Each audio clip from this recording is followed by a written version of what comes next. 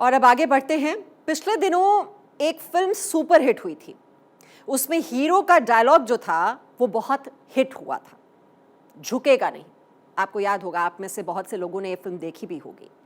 अब महाराष्ट्र की राजनीति हो या ईरान, दोनों जगह कोई भी झुकने के लिए तैयार नहीं है। पहले बात करते हैं ईरान की, जहां हिजाब क्रांति जो कि थमने का नाम ही नहीं ले रही है, ईरान में जनता ने मन बना लिया है। आपको जो तस्वीरें हम दिखाएंगे वो देखकर आप खुद विचार कीजिए। वो तस्वीरें जिसमें तालियों की गड़गड़ाहट आपको सच की ताकत का एहसास करवाएंगी। वो दिखाएंगी कि जनता एकजुट है। सरकार की तानाशाही अब ज्यादा दिन तक नहीं चलने वाली। ये रिपोर्ट देखिए।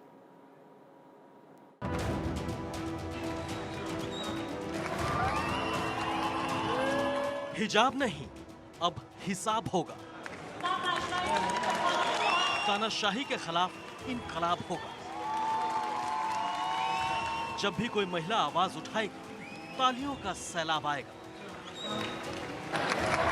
ईरान में हिजाब को लेकर विवाद अब क्रांति में तब्दील हो चुका है। जनता एक साथ आ चुकी है। पहले आपको ये तस्वीरें दिखाते हैं, फिर कहानी समझाएंगे। ये तस्वीरें बता रही हैं, ये तालियां ईरान की सरकार को बता रही हैं कि हम साथ साथ हैं। ये क्रिया की प्रतिक्रिया है। ये जो महिला आपको दिख रही है, इसे कहा गया कि हिजाब ठीक से नहीं पहना है, ठीक से पहने। अब आप फिर से देखिए कि इस महिला ने किस तरह हिजाब का हिसाब किया।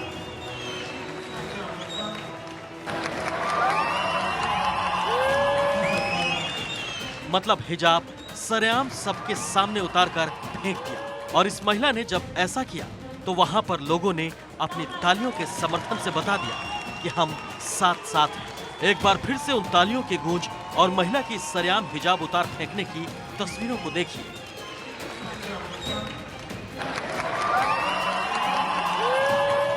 दरअसल ये पूरा मामला Tehran national council for construction engineering की वार्षिक सभा का है।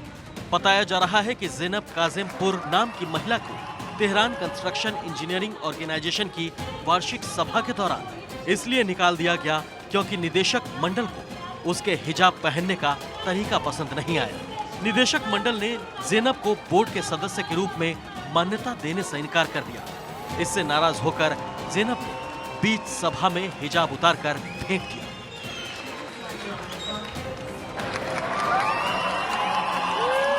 वायरल वीडियो में देखा जा सकता है कि हिजाब उतारने से पहले नाराज ज़ैनब लोगों के सामने छोटी सी स्पीच दे रही है। ज़ैनब ने कहा, मैं उस असेंबली को मान्यता नहीं देती जहां उम्मीदवारों को हिजाब ना पहनने के कारण बर्खास्त कर दिया जाता है। उनकी बात खत्म होने से पहले ही उनका माइक बंद कर दिया गया, जिसके बाद वो हिजाब फेंक कर चली गई। आपको बता दें कि ईरान में महसा अमीनी की मौत से शुरू हुई हिजाब क्रांति अब भी थमने का नाम नहीं ले रही। इसे लेकर ईरान के खिलाफ दुनिया भर में महिलाओं ने प्रदर्शन भी किया है। Bureau report, Bharat 24। और वहीं महाराष्ट्र की राजनीति में शिंदे ने उद्धव ठाकरे से तीर कमान छीन लिया है और खुद बाला साहेब की खड़ी की गई पार्टी के हाईकमान बन गए हैं। उद्धव ठाकरे के लिए सिर्फ मुश्किलें नहीं बढ़ी हैं, उनके राजनीतिक अस्तित्व पर ही संकट खड़ा हो गया है। लेकिन उद्धव अभी भी लड़ने के लिए हुंकार भर रहे हैं। उद्धव ठाकरे को उम्मीद है कि अभी भी वो शिवसेना को फिर से खड़ा कर देंगे और शिंदे की राजनीति खत्म कर देंगे। शिंदे और उद्धव की जंग अभी क्या क्या मोड़ ले सकती है, इसी पर यह रिपोर्ट देखिए।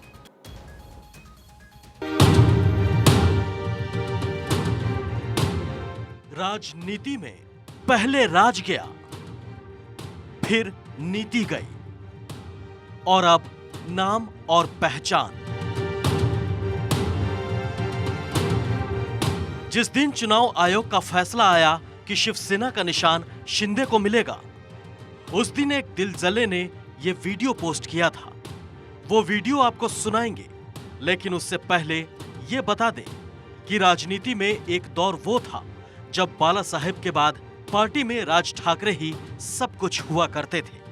लेकिन जब शिवसेना की कमान सौंपी गई तो बाला साहेब ने अपने पुत्र को कमान सौंपी। उसके बाद शिवसेना में राज ठाकरे बागी हो गए और नई पार्टी बना ली।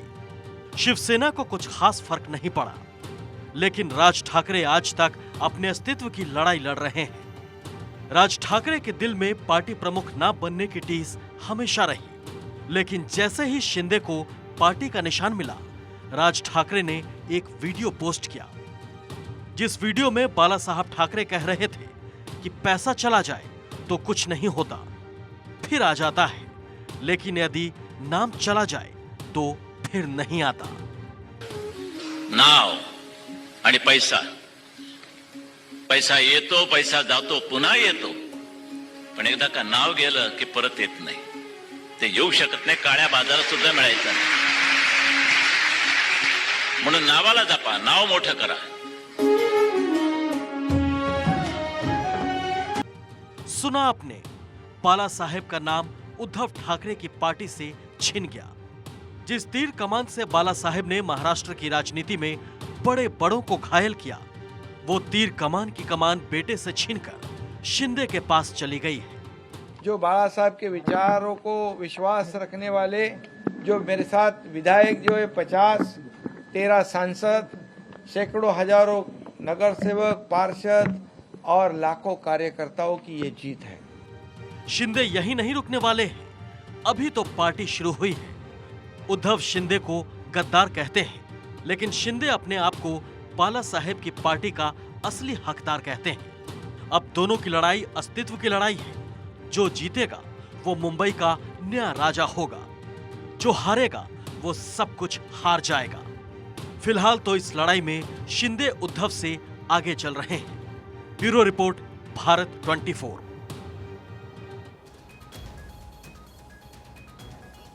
आज गृह मंत्री अमित शाह ने घोषणा कर दी कि वो शिंदे की शिवसेना के साथ मिलकर चुनाव लड़ेगी। जैसे शिंदे गुट के लिए तो बूस्टर डोज कह सकते हैं, लेकिन उद्धव ठाकरे के लिए एक और झटका, क्योंकि दोनों के लिए ये जंग बहुत निर्णायक होने वाली है। जहां शिंदे अपना पद बचाने में लगे हैं, तो वहीं उद्धव अपनी पहचान, बाला साहेब की विरासत का वारिस बनने के लिए हर प्रयास करेंगे। इसलिए दोनों गुट कोर्ट पहुंच गए हैं।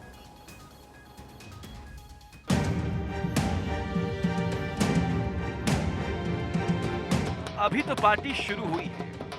एक रात शिंदे दिल में यही सोच रही होगी, तो वही उद्धव पार्टी बचाने के लिए सुप्रीम कोर्ट का रुख करेगी। लेकिन क्या सच में अब कोर्ट से उद्धव को राहत मिलेगी? फिलहाल तो नहीं लग रहा, क्योंकि उद्धव की हर दाव को पलटने के लिए शिंदे पहले से ही तैयार बैठे हैं। जहां उद्धव कोर्ट में इस पर स्टे लगाने की सोच रहे हैं, वहां शिंदे भी कोर्ट पहुंचकर केवट ले आए। केवट का मतलब होता है एक किस्म का स्टे, कि आप हमारे बारे में कोई भी फैसला लेने से पहले एक बार हमारा पक्ष सुनेंगे, फिर कोई फैसला लेंगे। इसका फायदा ये होगा कि कोर्ट शिंदे को मिले तीर कमान के निशान पर जब तक शिंदे का पक्ष नहीं सुन लेता, तब तक स्टे नहीं देगा। इसका मतलब ये हुआ कि फिलहाल शिंदे गुट की ही शिवसेना रहेगी, लेकिन कोर्ट की सुनवाई से पहले राजनीति गरमा गई है। शिवसेना नेता संजय राउत बीजेपी पर धनुष और तीर के चिन्ह को खरीदने के लिए 2000 करोड़ रुपए की डील का आरोप लगाया है। जिस तरह से शिवसेना और शिवसेना का जो निशानी है तीर कमान, वो हमसे छीन लिया है, वो न्याय नहीं है, वो सत्य नहीं है, वो एक व्यवहार और व्यापार हो गया, खरीद लिया गया। और अब तक 2000 करोड़ रुपए की लेन देन उस मामले में हुई है, सिर्फ शिवसेना से चिन्ह और नाम छीनने के लिए। ये मेरा प्राथमिक अंदाज है, जिसे आप FIR कहते हो, first information report. This is FIR, ये मेरा FIR है। ये निर्णय खरीदा हुआ निर्णय, 2000 करोड़ का व्यवहार अब तक हो चुका है 6 महीनों में, सिर्फ चिन्ह और नाम के लिए। तो वही शिंदे गुट ने संजय राउत के दावे को खारिज कर दिया और पूछा, क्या संजय राउत कैशियर है? तो वही बीजेपी ने भी इसे बेबुनियाद बता दिया। संजय राउत कहते हैं कि शिवसेना का नाम और धनुष्यबाण निशान के लिए रुपए 2000 करोड़ का सौदा हुआ। मुझे आशा है कि उद्धव ठाकरे और संजय राउत कोर्ट में, न्यायालय में जो याचिका करेंगे उसमें यह आरोप का उल्लेख करेंगे। चुनाव आयोग ने 17 फरवरी को एकनाथ शिंदे के नेतृत्व वाले गुट को असली शिवसेना के रूप में मान्यता दी और उसे धनुष तीर चुनाव चिन्ह आवंटित करने का आदेश दिया था। शिवसेना को लगता है कि इन सब के पीछे बीजेपी है, क्योंकि शिवसेना ने बीजेपी के साथ मिलकर चुनाव लड़ा था, लेकिन ऐन मौके पर मुख्यमंत्री के नाम पर पलटी मार ली और कांग्रेस एनसीपी के साथ मिलकर सरकार बना ली, जिसके बाद बीजेपी और शिवसेना के रास्ते अलग अलग हो गए। लेकिन मौके का इंतजार कर रही बीजेपी ने शिवसेना को हिंदुत्व पर घेरना शुरू किया और हिंदुत्व के नाम पर अलग हुए शिवसेना के बागियों के साथ मिलकर यहां सरकार बना ली। इसलिए उद्धव के हाथों से तीर कमान जाने के बाद अमित शाह ने भी शिवसेना पर वार किया। मित्रों, 2024 में फिर से एक बार देश में चुनाव होने वाला है। हमें मालूम है कि हम और हमारे साथी दल शिवसेना महाराष्ट्र में चुनाव लड़ेंगे और सामने सारे इकट्ठा होकर लड़ने वाले हैं। तीनों पार्टियां, प्रकाश आंबेडकर जी और जो कुछ बचे खुचे हैं, सारे एक ही बास्केट में आकर भारतीय जनता पार्टी के सामने चुनाव लड़ेंगे। उद्धव और शिंदे गुट की लड़ाई अभी और दिलचस्प होने वाली है, क्योंकि बीएमसी चुनाव उद्धव और शिंदे गुट के लिए निर्णायक साबित होने वाली है। जो इस जंग को हारेगा उसकी राजनीति लगभग खत्म होने की कगार पर पहुंच जाएगी। इसलिए जीत ही इनकी नैया पार लगा सकेगी, जो इन दोनों नेताओं का भविष्य तय करेगी। फिलहाल तो बीजेपी के साथ खड़े शिंदे इस जंग में आगे चलते दिखाई दे रहे हैं। Bureau report, Bharat 24। और आइए अब आपको बताते हैं महाराष्ट्र की राजनीति में असली नेता कौन बनेगा, ये कैसे तय होगा। तो चुनाव आयोग ने भले ही शिंदे गुट के पक्ष में फैसला दे दिया, सुप्रीम कोर्ट चाहे किसी के भी पक्ष में फैसला सुनाए। नगर निकाय चुनाव, विधानसभा चुनाव, लोकसभा चुनाव ही भाग्य तय करेंगे। शिंदे गुट अच्छा प्रदर्शन करेगा तो उद्धव गुट अपने आप हाशिए पर चला जाएगा। महाराष्ट्र की राजनीति में ठाकरे परिवार का दखल समाप्त हो जाएगा। महाराष्ट्र की राजनीति में आनंद दीघे और शिंदे युग आ जाएगा। उद्धव गुट अगर अच्छा प्रदर्शन करेगा तो शिंदे गुट हाशिए पर चला जाएगा। महाराष्ट्र की राजनीति में फिर से उद्धव की शिवसेना की वापसी हो जाएगी। बाला साहेब ठाकरे की विरासत को बचाने के लिए उद्धव को जन समर्थन हासिल करना होगा।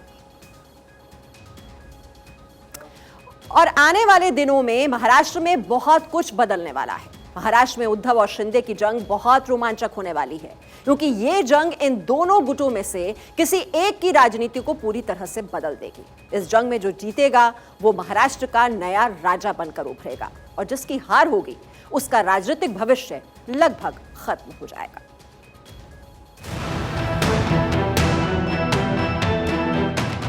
अब ये युद्ध नहीं, महाराष्ट्र की महाभारत है।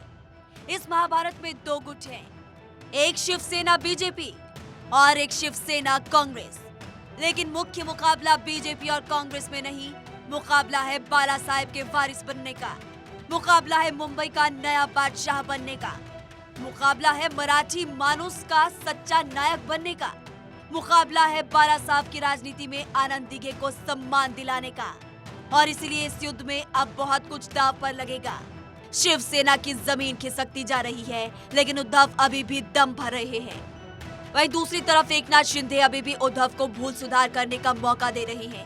हकीकत में यदि उद्धव जमीन पर उतरने के मूड में है, जनता का जन समर्थन जुटा सकते हैं, तो फिर उद्धव वापसी कर लेंगे।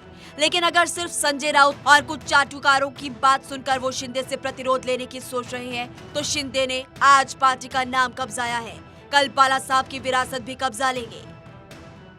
इसलिए तो शिंदे ने जब से महाराष्ट्र की कमान संभाली है, बाला साहब के साथ आनंद दीघे को भी उतना ही सम्मान दिया जा रहा है, जो शिंदे के आने से पहले कभी नहीं हुआ था। इसका मतलब ये है कि शिंदे अब उद्धव ठाकरे से सब कुछ छीनने के मूड में है।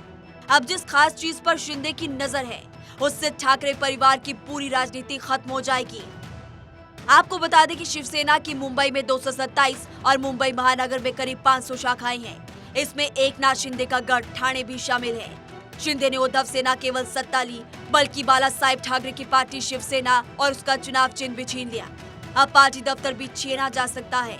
लेकिन फिलहाल शिंदे ने पार्टी दफ्तर लेने से मना किया है।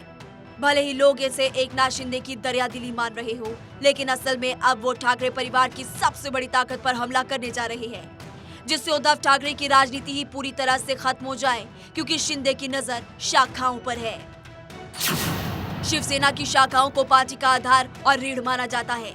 जब तक शाखाएं हैं, ठाकरे परिवार महाराष्ट्र की राजनीति में कभी भी वापसी कर सकती है। ऐसे में पर्यवेक्षकों का मानना है कि शिंदे गुट की नजर अब इसी पर है। वो धीरे धीरे चरणबद्ध तरीके से शाखाओं पर कब्जा कर सकती है। कल ही रत्नागिरी के दापोली में स्थानीय शाखा पर नियंत्रण को लेकर दोनों गुटों के बीच झड़प हुई थी। तो वही उद्धव गुट के नेताओं का कहना है कि शाखा नेटवर्क उनके साथ है और वो कहीं नहीं जाएगा। ज्यादातर शाखाएं शाखा प्रमुख, स्थानीय नेता और ट्रस्ट द्वारा संचालित होती है।